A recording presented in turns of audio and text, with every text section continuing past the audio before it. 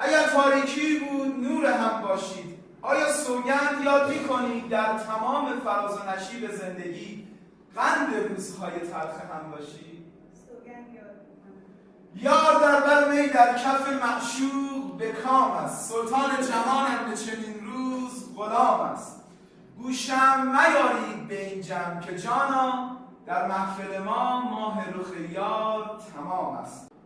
آیا در نزد انجمن در مقابل کتاب آسمانی سوگند یاد می‌کنی که همواره هر آنچه برای خود روا می‌داری بر عروس خویشتن روا داری و هر آنچه برای خود نمی‌پسندی بر عروس خویشتن نپسندی؟ غرور، احترام، ارزش، عزت او را چه در میان انجمن چه در تنهایی همانندی گوهری ناب پاس بدهی.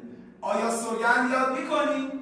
سوگند آمدی جانم به قربانت صفا آورده ای، درد بی‌درمان قلبم را دوا آورده ای. با خودم گفتم ملک ایام هجران شد تمام، آمدی خوش آمدی جانی به جان آورده ای. نامی یزدان به نام نامی یزدان تو را من برگزیدم تو را من برگزیدم از میان این همه خوبان، از میان این همه خوبان برای زیستن با تو برای زیستن با تو میان این گواهان، میان این گواهان بر لب آرم این سخن با تو، بر لب آرم این سخن با تو، وفادار تو خواهم ماند وفادار تو خواهم ماند در هر لحظه و هر جا. در هر لحظه و هر جا. پذیرا میشوی آیا؟ پذیرا می‌شوی آیا؟ نام نامی یزدان.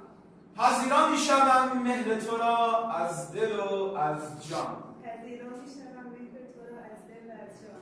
همکنون باز میگویم همکنون باز می‌گویم میان انجمن با تو میان انجمن با تو من هم وفادار تو خواهم ماند. من هم وفادار تو خواهم ماند در هر لحظه و هر جا. در هر لحظه و هر جا. پذیرا میشوی آیا؟ پذیرا می‌شوی آیا؟ امروز امروز به همسری تو در میآیم به همسری تو در می‌آیم و با تو پیمان میبندم و با تو پیمان می‌بندم که در فراز و فرود که در فراز و فرود خوشی و دلتنگی، خوشی و دلتنگی، روشنایی و تاریکی روشنایی و تاریکی یار تو و همراه تو باشم.